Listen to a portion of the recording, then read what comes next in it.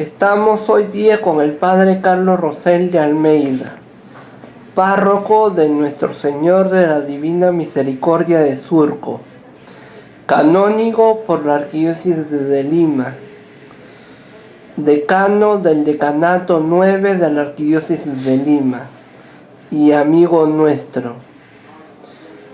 Hoy vamos a hablar sobre San Pablo. ¿Quién fue San Pablo?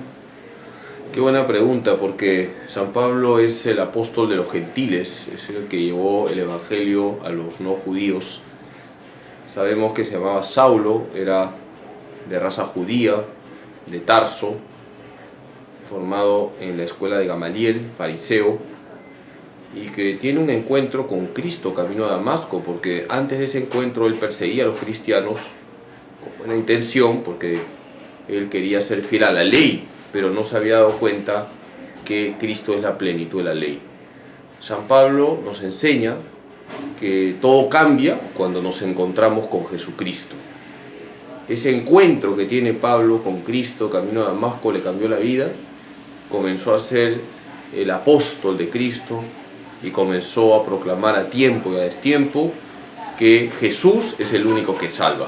Qué importante es leer las cartas de San Pablo y conocer la doctrina paulina. ¿Cuál es la teología de San Pablo? La teología de San Pablo es la teología que nos muestra la centralidad de Cristo. Por eso a San Pablo se le llama el teólogo de Cristo. San Pablo tiene unas frases contundentes. Ya no soy yo vive, es Cristo quien vive en mí. Gálatas 2:20. Todo es basura con tal de ganar a Cristo. Filipenses 3:8. Dice San Pablo, hay que tener los mismos sentimientos de Cristo Jesús. Filipenses 2:5. Dice San Pablo, para mí la vida es Cristo y la muerte una ganancia. Filipenses 1:21. Como podemos darnos cuenta, lo que hace San Pablo es decirnos que si Jesús está en el centro de nuestra vida, todo está en orden. La teología de San Pablo se sintetiza en mostrar la primacía de Jesús. San Pablo, a lo largo de sus cartas, nos va señalando que si no nos encontramos con Cristo, vamos a estar en la oscuridad. Y al contrario, en ese encuentro con Cristo, entramos en el mundo de la luz, tenemos la vida verdadera. ¿Por qué hay que leer a San Pablo? Porque si no leemos a San Pablo, no vamos a profundizar en el misterio de Cristo. No basta leer los evangelios. Como tú me decías en una entrevista anterior, cuando hablamos de los evangelios, y me preguntabas sobre la importancia de los evangelios, yo te decía que nos enseñan la vida de Jesús, su doctrina, cómo Jesús acogía a la gente. Pero quien va a profundizar en el ser de Jesucristo, en la misión de Jesucristo, es San Pablo en sus cartas. Por eso hay que leer a San Pablo para profundizar en la verdad de Cristo. ¿Qué novedades encierran las cartas de San Pablo? La gran novedad viene a ser que somos salvados por Cristo. No salva la ley, como entendían equivocadamente los fariseos.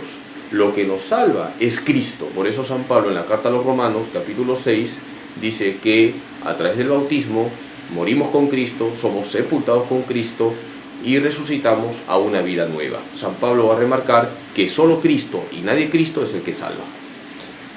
¿Cree usted que hay casos como San Pablo, que primero es Saulo y luego es otra persona?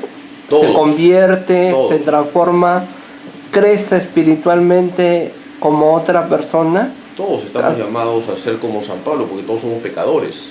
Saulo perseguía a los cristianos, tuvo ese encuentro con Cristo, se convirtió, fue tocado por la gracia y hoy es San Pablo. Y por tanto, Saulo, el pecador, se convirtió en Pablo, el apóstol de Cristo.